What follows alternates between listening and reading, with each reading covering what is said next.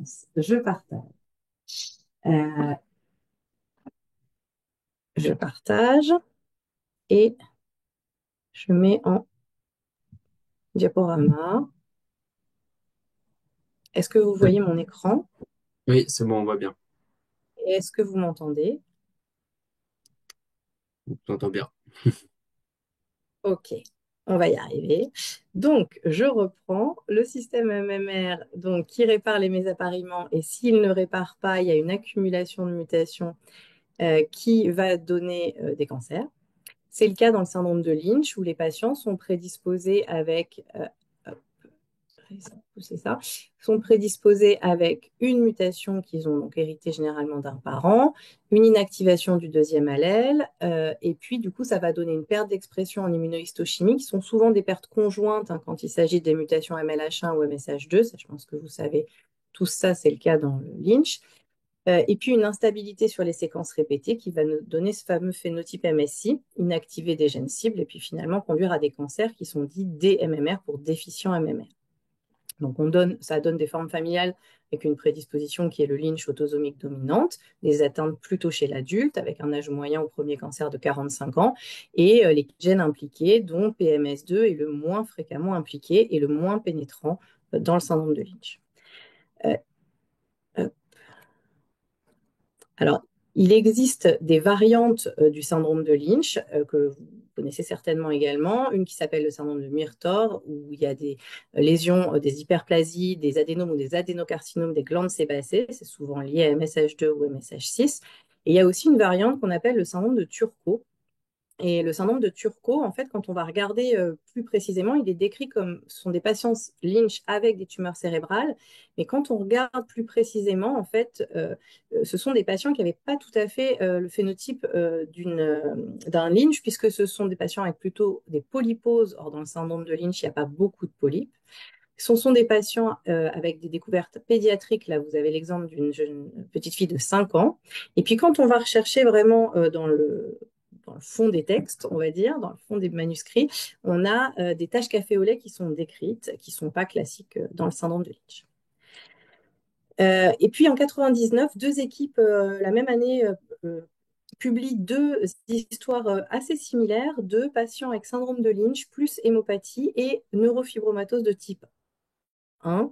Et en fait, vous voyez, c'est dans ces familles, on a des leucémies, lymphomes dans des fratries avec des parents consanguins qui chacun ont une mutation de MLH1, qui ont des enfants qui donc sont porteurs des deux mutations. On a la même chose dans la famille ici qui a été publiée par l'équipe française. Euh, et en fait, ils n'ont pas vraiment des NF1, ils ont surtout des taches café au lait, ces enfants, et c'est ce qu'on appelle maintenant le syndrome CMMRD, c'est-à-dire des enfants, la plupart du temps, ou des jeunes adultes qui ont deux anomalies sur le même gène MMR et qui ont un phénotype qui est différent du Lynch. Donc, c'est une maladie récessive avec chaque parent qui a un syndrome de Lynch. Et quand les deux mutations se retrouvent ensemble de façon constitutionnelle, on observe, vous allez le voir après, des tumeurs cérébrales, des lésions, des polypes à un âge pédiatrique. Et comme dans cette famille-là, bien sûr, les parents ayant un syndrome de Lynch, bah, il est possible qu'un des parents ait un cancer de type Lynch. Donc, par exemple, là, c'était un cancer du côlon très jeune. C'était chez l'enfant une double mutation d'MSH2. Et donc, vous avez aussi ce qu'on appelle des taches café au lait qui peuvent se voir dans la NF1 et c'est pour ça que ça peut être confondu avec la NF1. Donc là, vous avez une tache café au lait chez cet enfant et vous pouvez voir qu'il y a également une tache hypochrome qui en fait se voit aussi dans ce syndrome alors qu'il n'y en a pas dans la neurofibromatose de type. Alors cliniquement, en fait, euh, on commence à mieux savoir donc, déjà le spectre tumoral chez ces enfants. Et donc, globalement, ils vont faire des tumeurs cérébrales, principalement des glioblastomes, un petit peu de méduloblastome, et c'est la première cause de décès chez ces enfants. Ils vont également développer, et ça, c'est les premières tumeurs en termes d'âge qui arrivent, des hémopathies, principalement des lymphomes et en particulier des lymphomes de type T, qui sont moins fréquents d'habitude que les lymphomes de type B dans la population pédiatriques en tout cas. Et puis, ils vont faire aussi des tumeurs qu'on observe dans le syndrome de Lynch, donc côlon, rectum, grêle, estomac, duodénum, etc., mais à des âges beaucoup plus jeunes. Vous voyez ici les âges médians pour les hémopathies, pour les tumeurs cérébrales, donc on est plutôt avant 10 ans. Par contre, ceux qui survivent, entre guillemets, ou qui ne développent pas ces tumeurs à un âge très jeune, eh ben, vont développer des tumeurs du Lynch avec un âge médian qui est plutôt autour de 20 ans. Globalement, il y a quand même un âge au diagnostic de la première tumeur qui est plutôt pédiatrique, à 7 ans, et un âge au décès qui est également extrêmement jeune. C'est une maladie qui est très sévère.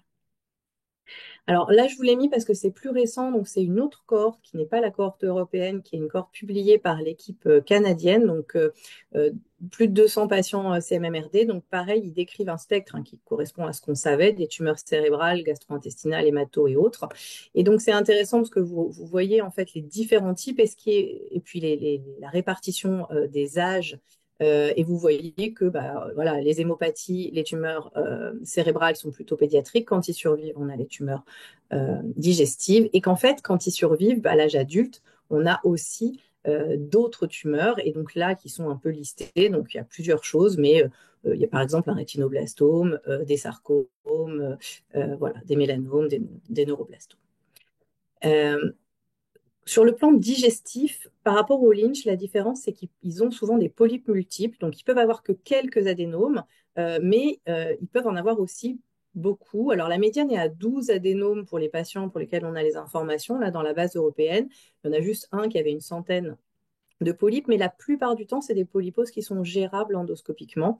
Par contre, elles ont comme caractéristique de survenir à un âge jeune, pédiatrique, et d'avoir des polypes qui sont très vite avancés, c'est-à-dire en dysplasie sévère, de grande taille, qui vont dégénérer vite en cancer, et comme dans le syndrome de Lynch, qui peuvent être plans et donc difficiles à repérer et à enlever.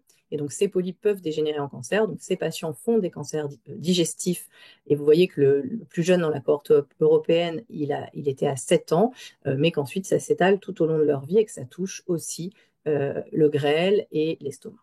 Et donc, une des recommandations, là, dans les recommandations qui ont été publiées très récemment, c'est de dire que les gastropédiatres, en fait, c'est important qu'ils travaillent avec les gastro-adultes pour la surveillance parce que les gastro-adultes ont plus l'habitude de la surveillance du syndrome de Lynch et de la détection des polypes plans, moins les gastro-pédiatres éventuellement. Alors, il y a des manifestations dermatologiques. Je vous ai parlé des taches café au lait. Elles sont extrêmement fréquentes, mais pas constantes, mais quand même extrêmement fréquentes si on va les chercher. Elles sont de morphologie variable. Elles sont souvent associées à des lésions hypochromes, comme chez ces patients. Ce qu'il faut savoir, c'est que quand on est spécialiste de la NF1, on est capable de dire elles ne sont pas tout à fait comme la NF1, mais quand on n'est pas spécialiste, c'est moins évident. En tout cas, on peut faire la différence avec les taches hypochromes, le nombre qui peut être moins important que dans une NF1. Et il y a aussi des pilomatrichomes qui peuvent parfois avoir des variantes malignes avec des carcinomes pilomatrixiens qui sont des tumeurs de la base des poils mais qui sont moins fréquents. Dans les autres manifestations non tumorales, il faut savoir qu'ils ont des anomalies, ces patients, des immunoglobulines, parce que le système de réparation MMR est impliqué dans la réparation des immunoglobulines, et que donc on va voir une diminution des IgG2, 4 et des IgA. Ça a peu de traduction clinique. Dans la série européenne, on a un seul patient qui est décrit avec une immunodéficience, mais pour les autres, il n'y a pas besoin de traiter juste sur la biologie. Ils n'ont généralement aucune manifestation. Il y a plusieurs cas de lupus pédiatrique, mais ça reste des case reports, sans qu'on sache si c'est vraiment associé. Ce qui est plus intéressant, ce qui est plus parlant aussi sont les manifestations radiologiques cérébrales qu'on peut observer. Déjà, on savait que ces patients avaient des cavernomes, qui pouvaient avoir des agénésies du corps calleux, surtout les patients MSH6. Et récemment, là, dans ce papier de 2024, on a montré sur la cohorte française que ces patients ont des anomalies du développement cérébral vasculaire multiples, alors que dans la population générale, ça existe, mais c'est souvent unique. Et là, on en retrouve plusieurs dans différentes régions du cerveau. Et comme ces patients ont souvent des imageries cérébrales à cause du risque de glioblastome, enfin de tumeur cérébrale, en fait, c'est vraiment quelque chose auquel il faut prêter attention et qui peut orienter le diagnostic parce qu'ils ont quasiment tous ces malformations cérébrales. Alors, en termes de risque, c'est des données sur la cohorte européenne. Donc, c'est un syndrome extrêmement sévère avec une très mauvaise survie. Ça, c'est global. Mais si on regarde gène par gène, ce qui est quand même plus intéressant, on s'aperçoit que pour MSH2 et MLH1, effectivement, ce sont des patients qui vont développer des tumeurs très précoces et qui vont décéder assez précocement de ces tumeurs.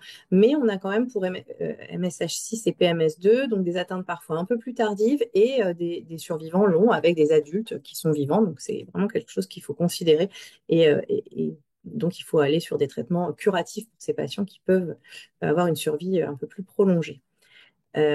Alors, très rapidement, mais pour vous montrer un peu, ce sont des patients qui font des tumeurs multiples à répétition.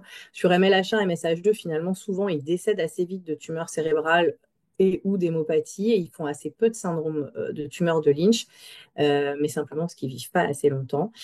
Pour MSH6, on voit bien que bah, voilà, ce sont des patients qui vont continuer à avoir des tumeurs s'ils ne décèdent pas des tumeurs cérébrales en particulier. Et c'est encore plus parlant pour PMS2 où on voit qu'il y a une diversité de parcours, mais ce sont des patients qui, au cours de leur vie, vont continuer, même adultes, à faire des cancers quasiment tous les 2-3 ans. Alors, côté moléculaire, ce qu'on sait, c'est que PMS2 est le gène largement majoritaire chez ces patients, alors que dans le syndrome de Lynch, c'est la répartition inverse, mais cette répartition-là, en fait, elle correspond vraiment à ce qu'on sait de la fréquence des gènes MMR en population générale, les hétérozygotes.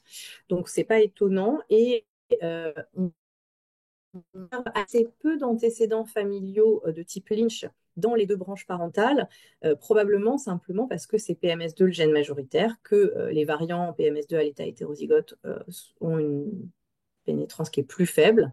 Et puis on sait aussi, il a été décrit quelques variants hypomorphes qui probablement peuvent donner un CMMRD, mais à l'état hétérozygote, ne donne pas forcément un syndrome de Lynch aussi parlant.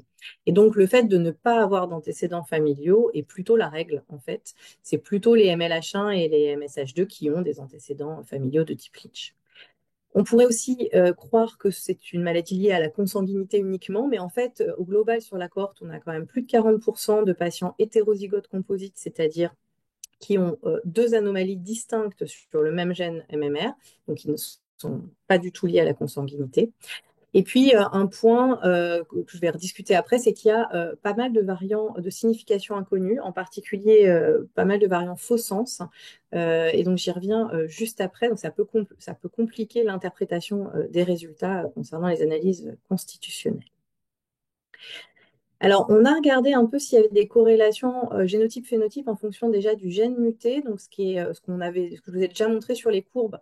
Quand on groupe les patients MLH1, MSH2 et qu'on les compare aux patients MSH6 ou PMS2, c'est que clairement les MLH1 et MSH2 sont plus sévères, avec un âge médian à la première tumeur beaucoup plus jeune, avec un âge médian au décès plus jeune, tous sont décédés dans la cohorte, alors que les patients MSH6, PMS2 voilà, sont un peu plus tardifs. Et c'est sur la consanguinité que je voudrais revenir, parce que je vous ai dit globalement 40%, 44% ne sont pas consanguins, enfin n'ont pas de mutation homozygote, mais en fait c'est différent selon les gènes, et c'est illustré aussi dans ce graphique-là, parce que ça a été répliqué dans la cohorte nord-américaine, où en fait il y a beaucoup plus d'hétérozygotes composites parmi les patients PMS2 que parmi les patients MLH1 ou MSH2 par exemple.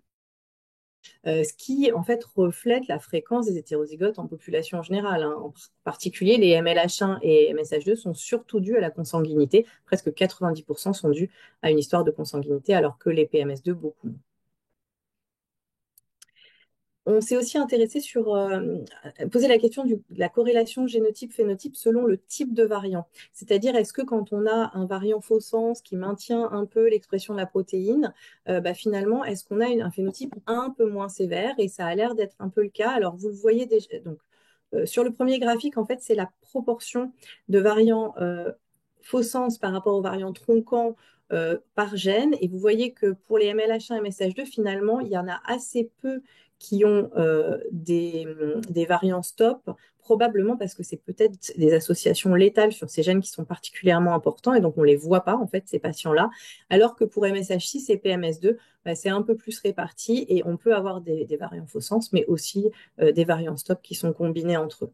Et en termes de cohorte, c'est surtout PMS2 qui a permis de regarder en termes de type de variant, l'âge à la première tumeur, et vous voyez que pour les patients qui ont des faux sens, ils ont une première tumeur qui est un peu plus âgée que pour les patients qui ont des variants stop ou frameshift. Et donc, on le voit ici, les patients avec des variants faux sens ont sensiblement une meilleure survie. En tout cas, là, c'est jusqu'à l'âge de 15 ans que ceux qui ont des variants tronquants. Donc oui, il y a une petite corrélation génotype-phénotype en fonction du type de variant. Je vous montre quelques exemples voilà, de familles CMMRD qui ont été diagnostiquées dans des contextes différents. En particulier, donc là, par exemple, ce sont des familles avec la consanguinité et donc méduloblastome, leucémie, lymphome dans une fratrie avec des taches café au lait. Ici, on est sur une présentation uniquement digestive avec des polypes adénomateux et des cancers à 16 ans dans une fratrie, ce qui est quand même pas banal, et une histoire duodénale chez la mère, mais un adénome, pas un cancer. Il y a des présentations qui font un peu sporadiques avec des cancers multiples, et là, vous voyez qu'on est sur un début à l'âge adulte, avec un glioblastome chez cette jeune fille à 22 ans, puis un cancer du côlon avec 3 adénomes, puis un sarcome. Ça, c'est trop sévère pour un Lynch, puis on avait un contexte de consanguinité. Et parfois, il y a des présentations qui ressemblent beaucoup plus à des syndromes de Lynch. Ici, c'est une jeune fille qui a développé à 19 ans 2 cancers colorectaux synchrones. En fait, quand on regarde, elle a au moins une tache café au lait.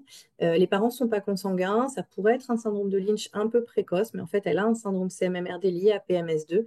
Et c'est une patiente très récente de Rennes. Et en fait, elle vient de développer au décours du traitement de ce cancer du côlon un glioblastome. Alors, sur le plan tumoral, on en sait un peu plus maintenant. Comme dans les syndromes de Lynch, bien sûr, on peut observer une perte d'expression en immunohistochimie de la protéine ou du couple de protéines concernées dans la tumeur. Ce qui est caractéristique, c'est qu'on peut voir une perte en tissu sain également, puisque les patients sont déjà déficients MMR dans leur tissu normal. Donc ça, c'est très évocateur. Et si l'ANAPAD vous dit c'est en fait non interprétable, en fait, c'est très évocateur de ne pas avoir de marquage dans le tissu sain. Mais attention, ça peut être normal parce qu'il y a des faux sens qui conservent l'expression de la protéine. Et donc, ça n'exclut pas le diagnostic d'avoir une IHC normale. De la même façon, on s'attend à ce que les tumeurs soient MSI, et c'est plutôt le cas pour les tumeurs digestives, mais en fait, les tumeurs cérébrales, avec les techniques habituelles pour détecter le MSI, elles sont stables. Et donc, c'est pareil, ce n'est pas un facteur qui exclut un CMMRD. Par contre, une caractéristique quasi commune à toutes les tumeurs, c'est un phénotype ultra-hyper muté. Donc, une charge mutationnelle très élevée, c'est le nombre de mutations par mégabase. Et donc là, vous voyez, c'est le premier papier qui date d'il y a 10 ans où ils avaient testé des tumeurs cérébrales de patients CMMRD qui étaient toutes avec des charges mutationnelles très élevées comparées aux tumeurs cérébrales d'enfants qui n'avaient pas de CMMRD ou d'autres cancers de l'enfant ou de l'adulte.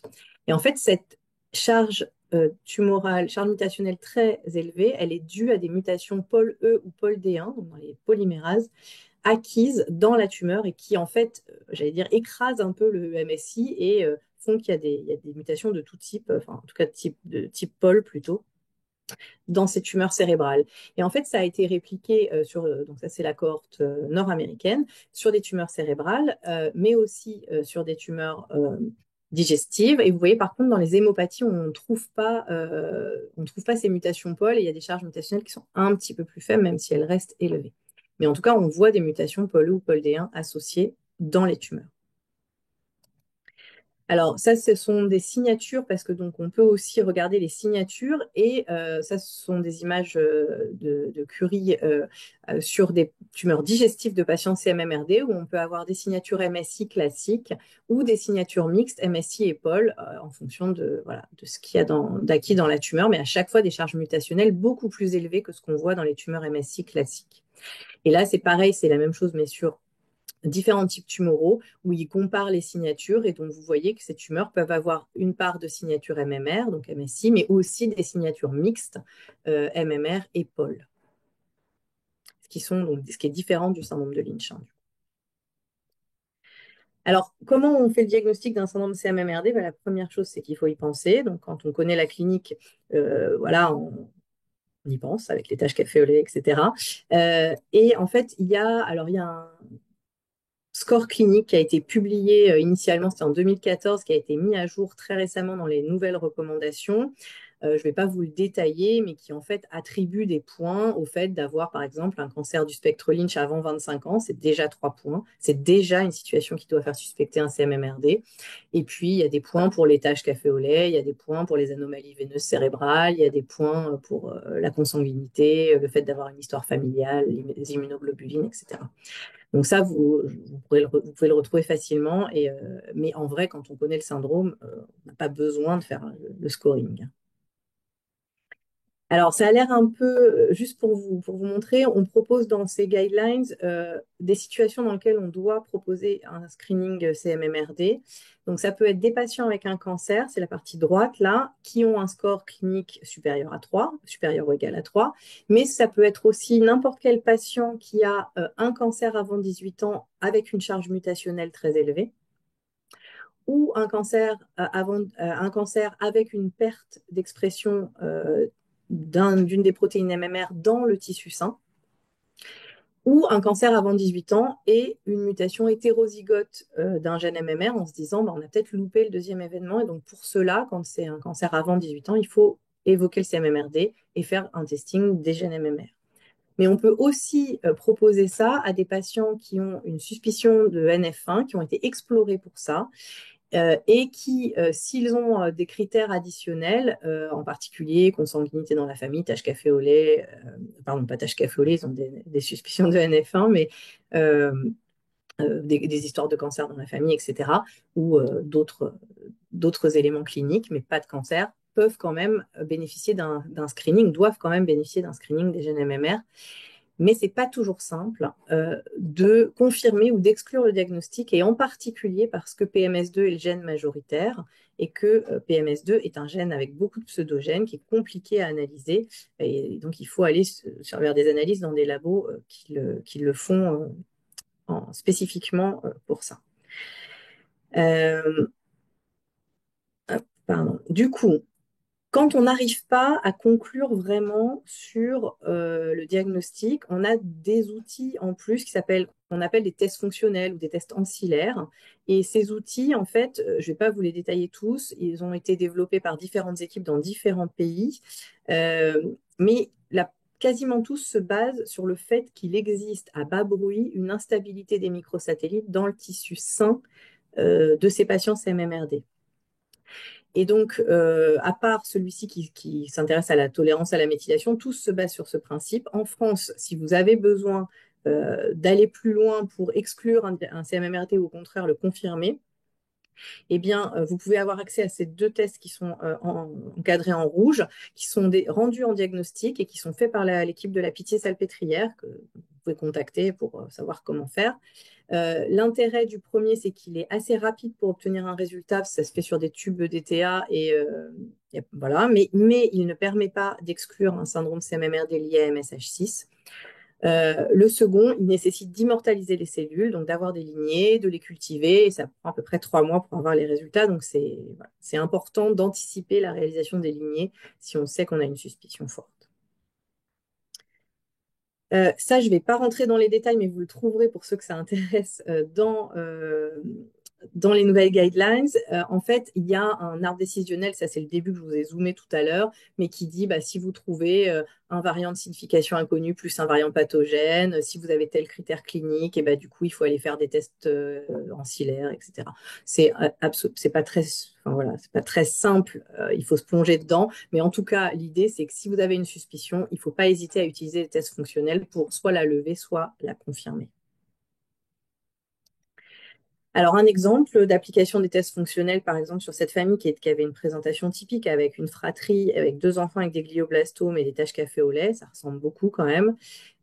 C'était un variant de signification homozygote sur MSH6. Eh bien, c'est un VUS quand même. Pour vraiment confirmer les choses, on a fait les tests fonctionnels qui étaient anormaux et donc on dit que ce sont des CMMRD.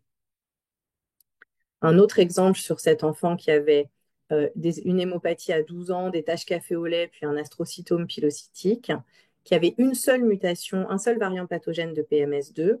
En fait, un seul variant pathogène de PMS2, ça explique pas ce phénotype. On a fait les tests fonctionnels qui étaient anormaux, qui disaient c'est un CMMRD. On est revenu vers le laboratoire pour dire il y a un autre événement à trouver dans PMS2, il faut chercher, et ils ont fini par trouver un deuxième événement qui était une conversion génique. Donc on a les deux événements, on peut tester la famille, etc. Il y a donc des pièges un peu, il y a des chevauchements phénotypiques et donc on peut confondre un syndrome CMMRD avec une NF1, je vous l'ai dit. D'ailleurs, il y a au moins un patient qui est décrit avec une NF1 en mosaïque et un syndrome CMMRD. Donc, ça existe. Je vais vous parler juste après là, de l'overlap avec en particulier les mutations, les polyposes liées aux mutations Pol. Et puis, c'est pas toujours simple de faire la différence avec le syndrome de Lynch pour des cas CMMRD qui commencent à l'âge adulte, jeune adulte, ou des syndromes de Lynch qui ont des manifestations euh, précoces.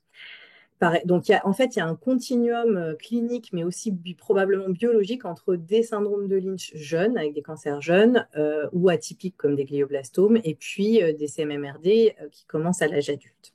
On commence à avoir un peu plus de données sur ces histoires de continuum. Et en particulier en impliquant le système des polymérases. Donc, je reviens à mes pôle E et pôle D1 de tout à l'heure. En fait, le système MMR, il va repérer les mismatchs, mais il va enlever la base qui est mal appariée, mais ensuite, c'est le système des polymérases qui va resynthétiser un brin d'ADN classique. Et or, il y a eu des patients décrits qui ressemblent très fort à des CMMRD, donc on appelle des CMMRD-like, puisque vous voyez, c'est des tumeurs cérébrales ou des tumeurs digestives ou des tumeurs digestives à des âges pédiatriques, des taches café au lait, donc un score clinique largement au-dessus de 3, mais pas de mutation dans les gènes MMR, pas de test fonctionnel anormal, et par contre, un variant Pol E constitutionnel chez ces patients, généralement de novo, et qui ne sont pas les mêmes variants qui sont décrits dans le syndrome de l'adulte de polypose adénomateuse liée aux mutations des polymérases.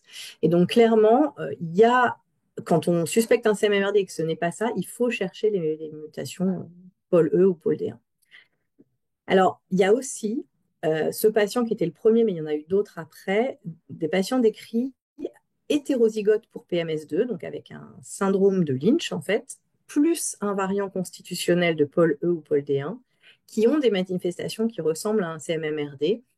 Par exemple, ici, c'était un méduloblastome, mais une tumeur stable, mais avec quand même une charge mutationnelle très élevée, des taches café au lait, et un variant pathogène Pol E hérité de la mère qui avait une polypose classique adénomateuse de l'adulte, donc, et un variant PMS2 pathogène de novo chez cet enfant et qui se retrouve avec ce phénotype CMMRD-like. Là, ce sont deux familles, deux histoires qui se ressemblent, où là, ce sont des Lynch jeunes, donc des patients de PMS2 hétérozygotes qui ont également un variant, mais un variant de signification inconnue dans le domaine exonucléase de soit Pol E, soit Pol D1.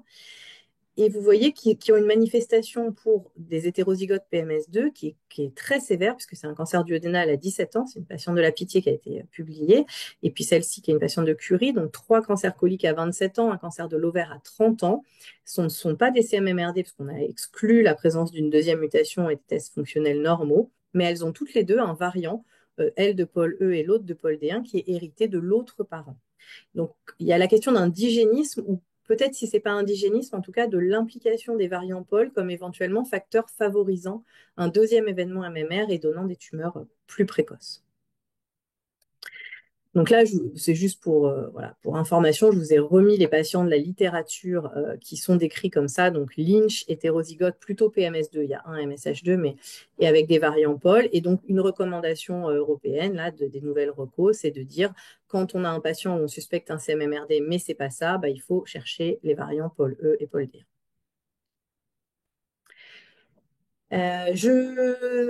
Donc, je continue sur comment on prend en charge ces patients. Encore une fois, donc, il y a des guidelines qui viennent de sortir, je vais vous dire où les retrouver à la fin.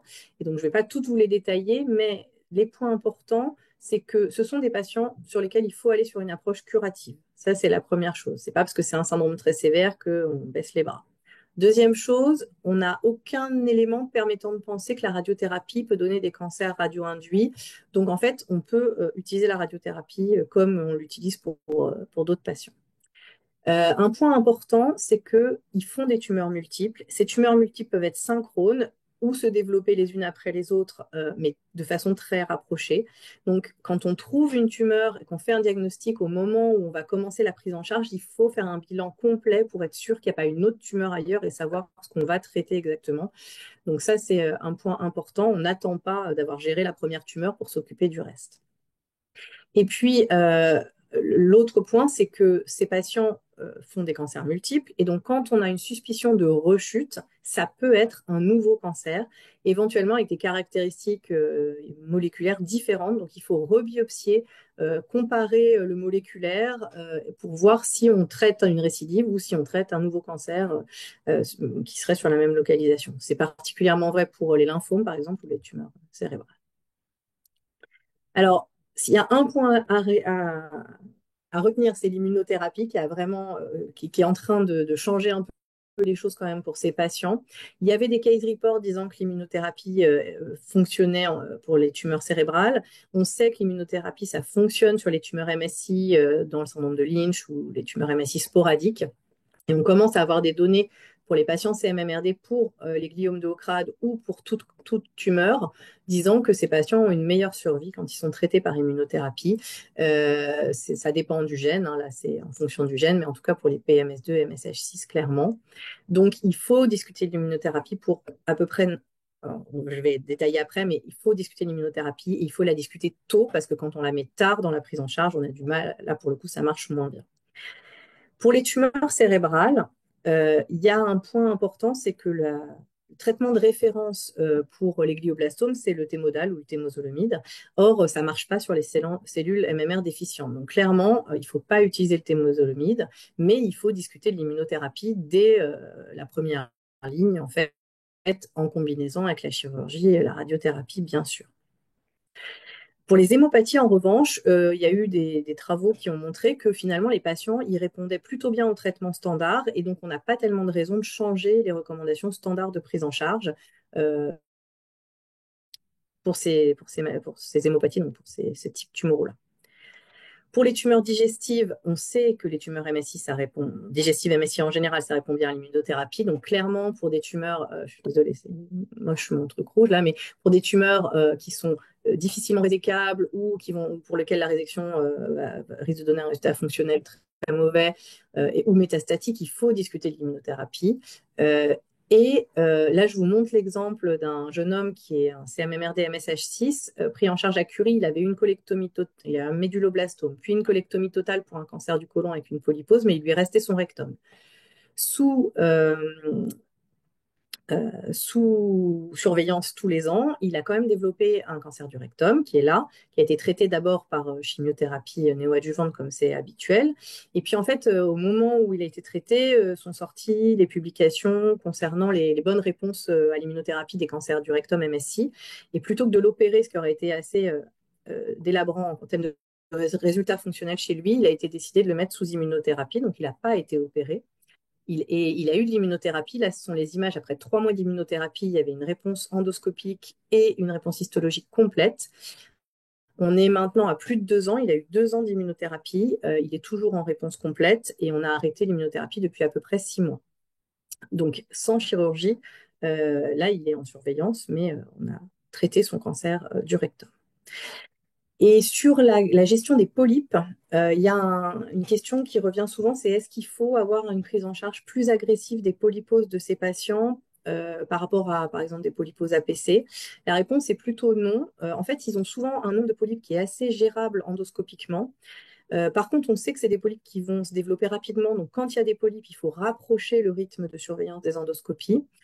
Et ce qui peut être lourd hein, pour ces patients-là, mais on sait aussi que si on fait une colectomie totale, ils vont quand même, d'ailleurs, même si on enlève le rectum, ils vont quand même devoir garder des surveillances endoscopiques tous les ans ou tous les 6 mois pour l'estomac et pour le grêle. Donc, de toute façon, ils auront toujours une surveillance.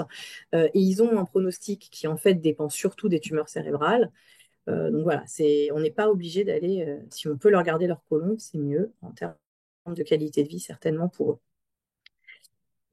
Alors, il y a toute une question à propos de la prévention, parce que pour le syndrome de Lynch, il y a des données pour dire que l'aspirine pourrait diminuer, enfin peut diminuer le nombre de polypes et le risque de cancer. Pour les patients CMMRD, on n'a pas assez de données, on n'a pas assez de recul parce qu'il faut de la prise d'aspirine pendant longtemps pour voir un effet retardé. Il y a les pédiatres qui voient ces enfants-là sont pas très à l'aise d'aller donner de l'aspirine alors que ce sont des enfants qui ont des malformations artério-veineuses cérébrales, des cavernomes, sans parler des possibles tumeurs cérébrales. Donc sur l'aspirine, je suis pas sûre qu'on avancera beaucoup pour l'instant. En revanche, il y a beaucoup de questions autour de l'intérêt de l'immunothérapie sur une prévention en particulier des polypes, par exemple. On n'a pas beaucoup de données. Le patient que je vous ai montré juste avant, en fait, il était donc sous surveillance endoscopique tous les 3 mois. Quand il était sous immunothérapie, il a développé des adénomes dans son rectum pendant l'immunothérapie, dont des adénomes en dysplasie de haut grade. Donc peut-être que ça contrôle un peu, mais en tout cas pas complètement. Et dans la base de données, on a 2 patients qui avaient été traités par immunothérapie pour des tumeurs digestives et qui, sous immunothérapie ou juste après, ont développé une autre lésion digestive. Donc voilà, c'est pas la révolution, l'immunothérapie. Et puis en plus, c'est quand même, ça peut avoir des effets secondaires. Et on se demande si on grille pas un peu des cartouches pour quand il y aura, j'allais dire un vrai cancer, mais à traiter.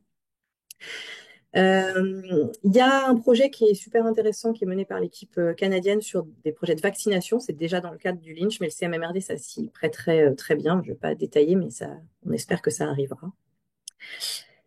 Et puis après, il faut les surveiller, ces enfants. Donc ça, c'est un résumé des recommandations de surveillance qui n'ont pas beaucoup changé. En gros, il faut de la clinique tous les 6 mois, une IRM cérébrale tous les 6 mois. Et puis chez les adultes, on peut décider d'espacer à tous les ans parce que probablement il y a un petit peu moins de risques, mais on n'a pas beaucoup de données. Des colos tous les ans à partir de 6 ans, et puis on rajoute l'estomac, le grêle à 10 ans ou plus tôt, suivant le phénotype colique, en sachant que si on trouve des polypes, on passe à tous les 6 mois parce qu'ils dégénèrent vite. Et puis, à l'âge adulte, il faut surveiller l'utérus, il faut surveiller les voies urinaires comme dans le Lynch. Il y a un sujet autour de l'IRM corps entier qui est utilisé par exemple dans le syndrome de Li-Fraumeni où là, on ne sait pas trop si c'est vraiment utile parce que finalement, avec les autres imageries, on repère la plupart des tumeurs de ces patients. Donc, on a recommandé de le faire au moins une fois. Alors, c'est ici de le faire au moins une fois parce que ça peut permettre de détecter des tumeurs de bas grade et que les tumeurs de bas grade chez les patients CMMRD, elles ont tendance à évoluer plus vite en haut grade. Donc, du coup, il faut savoir qu'elles sont là et puis les surveiller. Mais de l'expérience française, là, qu'on a collecté, parce qu'il y avait la semaine dernière la réunion du Congrès européen, du groupe européen, en fait, sur une quarantaine d'IRM corps entier, on repère que des lésions bénignes ou des malformations et les tumeurs cérébrales, on les repère sur l'IRM cérébral. Donc, bon, en pratique, les patients en ont souvent. En vrai, il faut qu'on l'évalue pour savoir si vraiment ça apporte un plus. De façon générale, dans les recommandations, il est très fortement encouragé de proposer aux patients, à leurs parents, que les résultats du suivi et de leur prise en charge soient collectés dans des bases de données pour améliorer les connaissances. Il y a des détails dans les recos sur comment il faut faire l'IRM, ça c'est plus pour les radiologues, les séquences, etc. Et puis il y a un mot sur ce qui n'est pas forcément utile, c'est-à-dire le dépistage des hémopathies par l'écho abdominal, l'énume régulière, en fait ça ne sert probablement pas à grand-chose. Et pour le cancer du sein, il y a 2 cas rapportés, on n'est pas du tout sûr que ça soit lié, donc on n'a pas vraiment d'éléments, mais on a très peu d'adultes quand même, et c'est plutôt une problématique chez l'adulte ou l'adulte jeune. Alors, cette surveillance, en fait, qui était à peu près équivalente, elle a quand même été évaluée par 2 groupes différents, donc le groupe européen et le groupe nord-américain. Et vous voyez que quand on compare donc en bleu les patients qui font bien la surveillance telle qu'elle est recommandée, en vert ceux qui font rien et en rouge ceux qui font mais pas tout à fait tout, et quand même ils survivent mieux ceux qui font la surveillance parce que on leur trouve des cancers classiques du spectre et puis des cancers autres qui n'étaient pas tout à fait ceux qu'on attendait mais qui sont peut-être quand même en rapport avec le syndrome. Côté conseil génétique, évidemment, il faut s'en occuper. Il y a un risque de récurrence dans la fratrie, donc on peut proposer du diagnostic prénatal ou préimplantatoire. Il y a un syndrome de Lynch chez les deux parents quand on fait un diagnostic, même s'il faut le vérifier en faisant un test ciblé, mais il faut mettre en place une surveillance de type Lynch, informer les apparentés dans les deux branches, faire des tests en cascade, etc. Et puis il y avait une question un peu qui reste pas tout à fait résolue sur faut-il tester les conjoints des patients Lynch. Et donc, on s'est interrogé sur tout ça pour les guidelines. Donc, globalement, bien sûr qu'il faut tester les parents.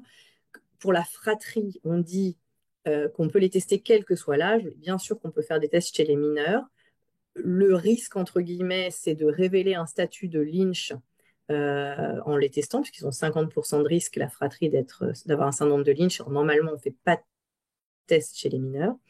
Mais ça, en fait, on n'a pas dit que c'était un frein pour le test, c'est juste qu'il fallait qu'au cas par cas, ce soit discuté avec les parents pour savoir s'ils voulaient connaître ou pas le statut Lynch et les intérêts ou les inconvénients à connaître le statut Lynch. Et on peut aussi dire qu'on cherche que le CMMRD et rendre le Lynch plus tard, mais c'est la discussion un peu au cas par cas.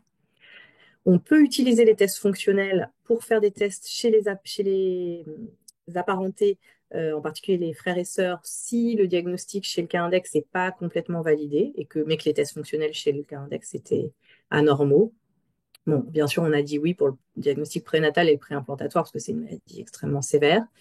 Et pour le test chez le conjoint, ça se discute. Globalement, on dit oui, il faut le proposer si on est dans une population avec un effet fondateur connu, qui a une histoire familiale dans la famille du conjoint, ou qu'il y a de la consanguinité, bien sûr, mais qu'en fait, on ne va pas activement le proposer à tous les conjoints de patients ayant un syndrome de Lynch. Donc, en gros, ça reste un peu de la discussion. C'est très variable d'un pays à l'autre. Et donc, c'est difficile de mettre des guidelines générales. Mais globalement, l'idée, c'est qu'on ne le fait pas de façon systématique et active. On peut en discuter. Alors, je termine avec où est-ce qu'on trouve ces guidelines si ça vous intéresse. Donc, ça a été développé en partenariat entre le consortium CareForce MMRD et le RN Jean Turris. Elles sont disponibles en ligne gratuitement sur le site de Jean Turris en allant dans les guidelines, là.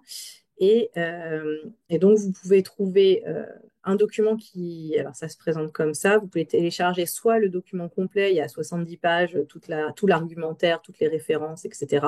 C'est très récent, hein, ça date d'octobre 2024, soit le papier qui a été publié dans European Journal of Human Genetics, et puis un petit pocket guide pour mettre dans la poche sur la surveillance. Et pour l'instant, il n'y a pas de résumé en français pour les patients, mais il y en a un en anglais, et il y en aura un plus tard en français aussi. Donc ça, n'hésitez pas. Et puis donc un petit mot du consortium CareForce MMRD, qui donc a été créé en 2013. Et puis maintenant, ça c'est notre réunion de la semaine dernière à Berne, qui regroupe beaucoup de patients européens, mais beaucoup de patients français surtout, parce qu'il y a 80 patients français. Donc merci à vous qui les incluez. Et donc l'objectif, c'est de mieux connaître et faire connaître ce syndrome, de porter des projets collaboratifs. Ça s'appuie sur une base de données européenne qui est en fait associée au projet PredCap que ceux qui font de la pédiatrie connaissent, parce qu'on peut enregistrer toutes les prédispositions au cancer de l'enfant. Donc, vous pouvez enregistrer vos patients, bien sûr. Donc, merci à ceux qui l'ont déjà fait et les autres, n'hésitez pas. Et si vous avez des questions, des suspicions, des diagnostics, il ne faut pas hésiter à nous contacter pour en discuter. Il n'y a pas de RCP dédié, mais on a des espaces quand même où on peut discuter des dossiers s'il y a des questions de prise en charge. Alors, je peux m'arrêter là ou alors parce qu'on va voir vos questions. Sinon, j'ai un exemple de test chez les conjoints si ça vous intéresse, mais pour l'instant, je fais une pause et on va voir s'il y a des questions. Alors, euh, je peux arrêter le partage. Est-ce que... hop. Je peux vous partager les questions hein, si vous voulez. Ouais, je suis en train d'ouvrir le chat en fait Ah, en même super. temps. Ça marche. Également, alors, est-ce que donc il y a, je prends dans l'ordre, hein. Sandrine Caputo qui demande est-ce que les variantes de novo dans les gènes MMR c'est courant? Alors non, c'est pas courant justement, donc c'est étonnant quand on en trouve. Et dans les gènes POL-E et POL-D1, je pense pas qu'on ait autant de recul que dans les MMR, mais c'est quand même pas très courant. Et donc dans les cas que je vous ai montrés où il y avait des variants en fait, des nouveaux pôles. Enfin, je pense que les variants des nouveaux pôles, certains peuvent donner des CMMRD-like. Et après, le variant PMS2 des nouveaux, je me demande si c'est pas Paul qui l'a généré. Enfin, je sais pas comment ça fonctionne, mais c'est pas classique. Alors, il y a une autre question qui dit, est-ce qu'il y a des doses de nouveaux cancers lorsqu'un patient a eu l'immunothérapie pour son premier cancer? Et est-ce qu'il y a moins de cancers derrière? On n'a pas beaucoup de recul. On a essayé de rapporter en fait les cas des patients qui avaient été traités par immunothérapie et on n'a pas l'impression qu'ils font moins de cancers derrière, mais on a assez peu de cas. Et alors l'essai Prédostar, je ne sais pas ce que c'est, donc, du coup, j'ai avoir du mal à répondre. En tout cas, l'idée quand même est là, on en est au stade où on discute avec donc le consortium nord-américain pour monter des essais cliniques, justement incluant l'immunothérapie. Oui, enfin, on espère bien qu'il y aura des essais, c'est l'objectif de la suite là. Alors, il y a la question du test chez les conjoints.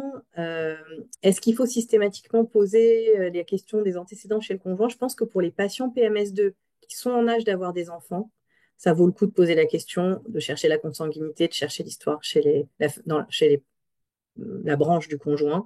Par contre, on sait que PMS2, c'est pas très pénétrant, et PMS2, c'est le gène le plus fréquent, donc c'est un peu la question. Ça me choquerait pas de proposer une analyse si les patients en parlent, le demandent. Mais si on a le temps, je peux vous montrer un exemple où on est tombé sur un VUS et où on se retrouve un peu coincé, quoi. Donc c'est un peu le problème. Il y a une question d'Audrey sur les hétérozygotes MMR-POL. Est-ce que les pôles sont des classes 3? Alors les pôles sont des faux sens du domaine exonucléase. Certains sont encore classe 3, d'autres sont plutôt pathogènes. Et ça, c'est pas moi qui en parlerai le mieux. C'est probablement l'équipe de Cochin qui nous a fait une super présentation la semaine dernière et j'espère qu'on communiquera avec vous là-dessus un peu plus. Il y a probablement un gradient avec des variants pôles un peu moins sévères et qui donnent des charges mutationnelles un peu moins élevées, mais qui sont quand même pathogènes. Donc, leur classification n'est pas toujours simple quand on n'a pas encore les tests fonctionnels. Il y a pourquoi on ne peut pas exclure un CMMRD lié à MSH6 avec le GMSI. Alors, en fait, le GMSI, ça s'intéresse à des. MSH6 répare les anomalies dans les microsats 10 nucléotides ou plus. Or, le GMSI, il est développé avec des mononucléotides et donc ça ne bouge pas quand c'est MSH6 qui est déficient. Ça, c'est vraiment inhérent à la conception du test. Ils ont essayé de le développer avec d'autres marqueurs, mais ils n'ont pas vraiment réussi à avoir quelque chose de suffisamment sensible et, euh, et spécifique. Alors, difficulté de test DPN pour les hétérozygotes composites MSH2. Je ne sais pas ce qu'Audrey veut dire. Je ne sais pas ce que tu veux dire par là, Audrey, mais en tout cas, je pense que clairement, s'il y a deux parents PMS2, on peut faire du DPN, je pense. Après, techniquement, la difficulté d'étudier PMS2, c'est une autre question qui est plus à discuter avec les biologistes moléculaires. Les variants Paul, donc j'ai répondu, ils sont dans le domaine exonucléase de ce que je vous ai raconté là. Et les homozygosies PMS2 sans consanguinité des parents, c'est pas impossible. C'est vrai que quand il y a parce qu'il y a des variants PMS2 qui sont plus fréquents que d'autres, donc c'est pas impossible d'avoir un PMS2 homozygote avec la même mutation sans consanguinité. Mais c'est vrai que du coup, ça c'est bon. Alors voilà, Isabelle disait aussi, Isabelle Coupier disait ça va peut-être être complexe pour les pseudogènes PMS2, mais effectivement, pour les DPN, DPI, il y a assez peu de demandes en fait de DPN ou DPI.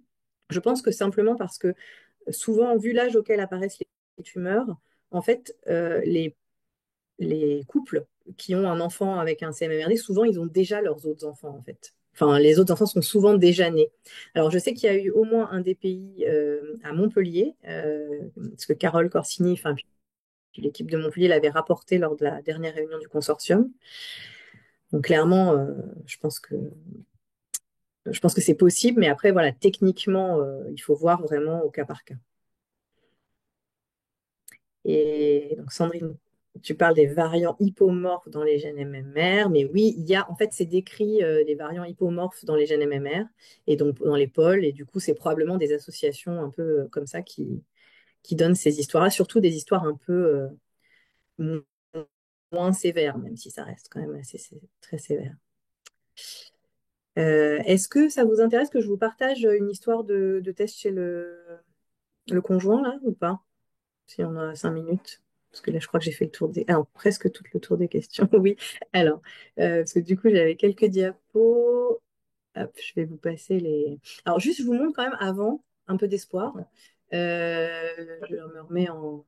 Ça, c'est une diapo de Stéphanie Bayard-Desurmont de Rouen, parce que c'est notre patient adulte euh, qui est le plus âgé. Il a quand même 51 ans, deux filles.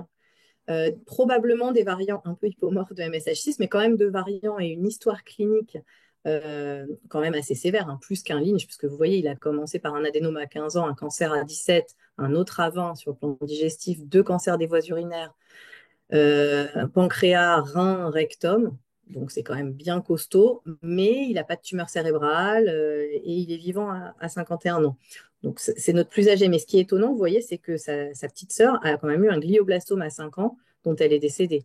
Mais on n'a pas le moléculaire de la petite sœur.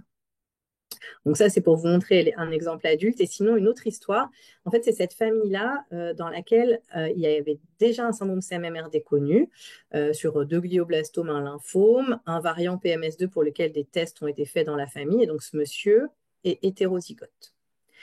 Euh, il vient avec sa conjointe avant d'avoir des enfants en disant bah, qu'est-ce qu'on fait pour les enfants. À l'époque, on leur dit on ne fait pas de test, c'est très peu probable, il n'y a rien dans la famille de la conjointe. Voilà. Mais bon, ils connaissent le CMMRD, parce que un peu de loin, mais il y en a quand même dans la famille. Donc, on ne les teste pas. Et 8 ans plus tard, en fait, ils ont trois enfants et leur aîné fait un gliome de bas grade des voies optiques, qui est plutôt une tumeur qui se voit dans la NF1, mais il n'a pas de tache caféolée et puis il n'a pas de mutation NF1, et qui est plutôt pas une tumeur du CMMRD pour le coup.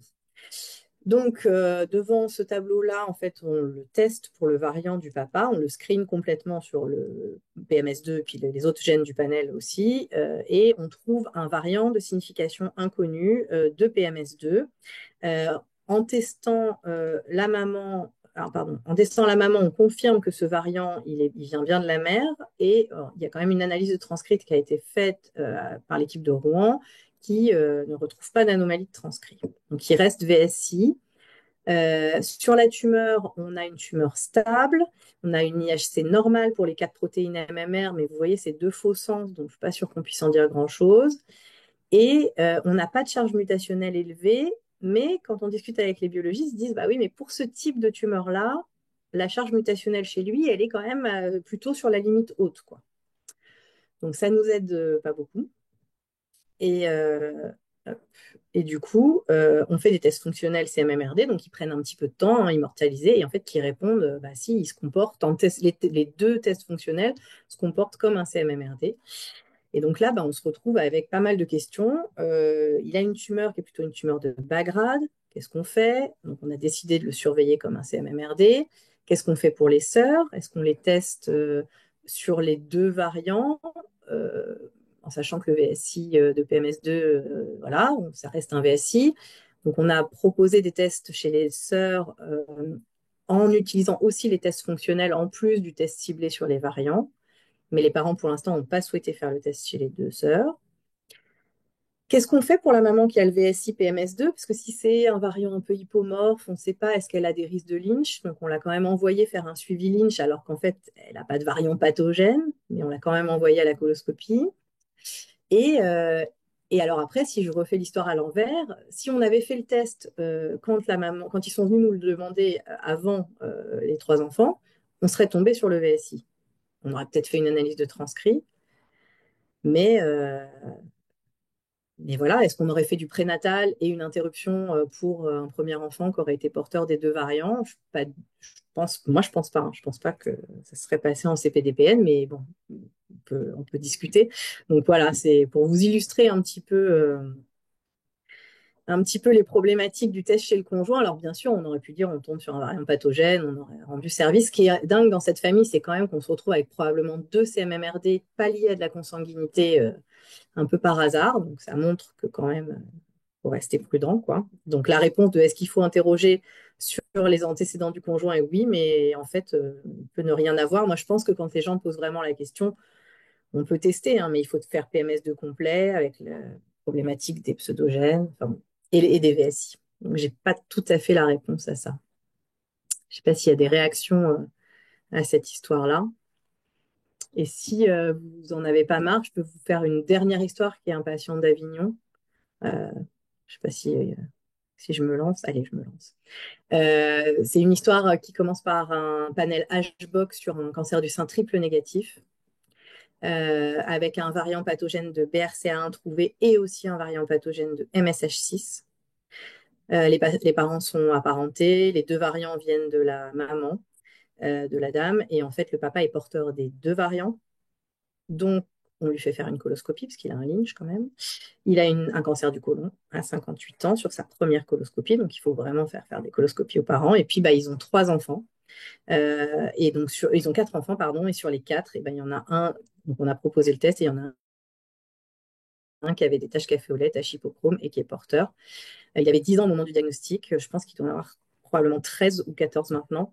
Et à ma connaissance, bah, il va toujours bien, il avait quelques polypes. Et donc, bah, ça répond à la question d'Isabelle, la dernière question du chat, là, qui dit est-ce que c'est pas un peu sous-diagnostiqué? Peut-être qu'il y a des formes moins parlantes. Enfin, lui, il n'a pas de phénotype, hein, pour l'instant, à part les taches café au lait, et que peut-être que le risque, il n'est pas si élevé que ça, qu'il y a peut-être certains variants qui sont avec des risques. Donc, donc, on a encore beaucoup de choses à. Donc, voilà, hésitez encore un peu. Stéphanie a mis une remarque sur le VSI de PMS2 de la famille. Hop, attends, je vais arrêter ça. Je sais pas si vous. Ouais, en disant que le VSI de PMS2 a été reclassé en classe 4 vu les résultats anormaux des tests fonctionnels dans la famille où on a testé, enfin, où il y avait le gliome de Bacrad, les voies optiques. Merci à tous. On a un tout petit peu dépassé l'heure, mais on a eu des problèmes techniques au démarrage. Si vous avez des questions, si vous voulez inclure des patients dans la base de données, n'hésitez pas à nous contacter et on espère faire une session un peu aux assises. On a discuté là sur justement les interactions avec Paul, etc. Donc voilà, s'il y a certains d'entre eux qui sont intéressés pour creuser là-dessus, manifester.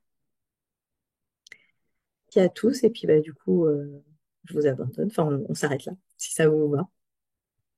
Je suis désolée, j'ai fait la modération en même temps, mais du coup, Pas de on souci. s'en est Merci à sorti. vous. Merci pour tout. Au revoir. Au revoir, bonne journée.